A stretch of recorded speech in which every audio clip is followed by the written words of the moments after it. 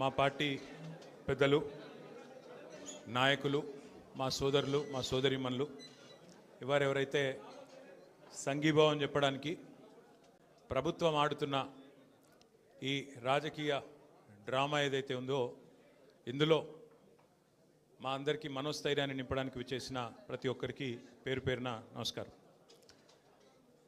మీ అందరికీ తెలుసు, కేసీఆర్ గారి శిష్యులుగా, కేసీఆర్ గారు తయారు చేసిన సైనికులుగా, కేసీఆర్ గారి కార్యకర్తలుగా ఉద్యమంలోంచే ఉద్భవించిన నాయకత్వం ఇవాళ బీఆర్ఎస్ పార్టీది. ఈ వేదిక మీద కూర్చున్న ప్రతి ఒక్కరూ, వెనకాల ఉన్న ప్రతి ఒక్కరు కూడా ఆనాడు రాష్ట్ర కేంద్ర ప్రభుత్వాలతో సుదీర్ఘంగా వారు ఎన్ని కేసులు పెట్టినా, ఎన్ని రకాలుగా భయపెట్టే ప్రయత్నం చేసినా భయపడకుండా, వెరవకుండా రాష్ట్రం కోసం పోరాటం చేసిన, రాజీ లేని పోరాటం చేసిన నాయకత్వం మా పార్టీది. రాష్ట్రం వచ్చింది, ఆ తర్వాత ప్రజలు ఆశీర్వదిస్తే మా పార్టీ అధికారంలోకి వచ్చింది, ప్రభుత్వం వచ్చింది.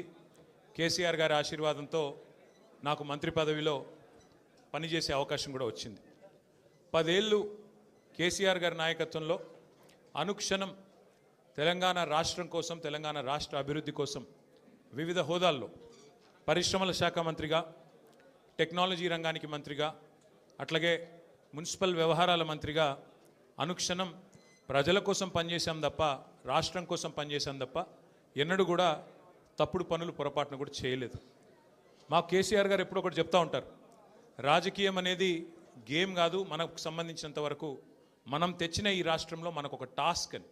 అంతే నిబద్ధతతో 10 ఏళ్ళు చాలా సిన్సియర్గా రాష్ట్రం కోసం పనిచేశాం.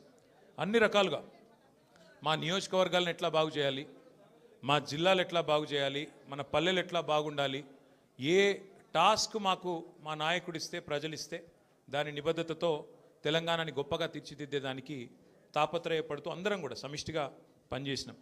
మేమెన్నడూ టైంపాస్ కార్యక్రమాలు చేయలేదు.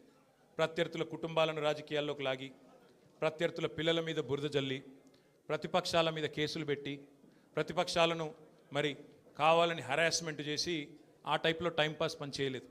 మా నాయకుడు గొప్పతనం ఏంటంటే ఇవ్వని వాగ్దానాలను కూడా నెరవేర్చిన నాయకుడు కేసీఆర్ గారు. మేనిఫెస్టోలో చెప్పని హామీలను, మేనిఫెస్టోలో ఇవ్వని వాగ్దానాలను కూడా నెరవేర్చిన నాయకుడు కేసీఆర్ గారు. ఒక రైతు బంధు అయితేనేమి, ఒక కళ్యాణ లక్ష్మి అయితేనేమి, ఒక కేసీఆర్ కిట్ అయితేనేమి, ఇట్లా చెప్పుకుంటూ పోతే 1, 2 కాదు, ఎన్నో కార్యక్రమాలు మేము మేనిఫెస్టోలో చెప్పలేదు. కానీ చెప్పకపోయినా ప్రజాహితం కోసం మరి 10 ఏళ్ల పాటు మేము పనిచేసాం.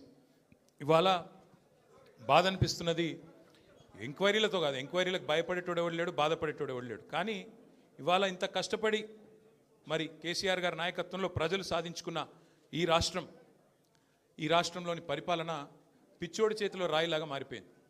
పరిపాలన మీద దృష్టి లేదు, పరిపాలన చేత కాదు, ప్రజలకిచ్చిన హామీలు నెరవేర్చే సత్తా లేదు.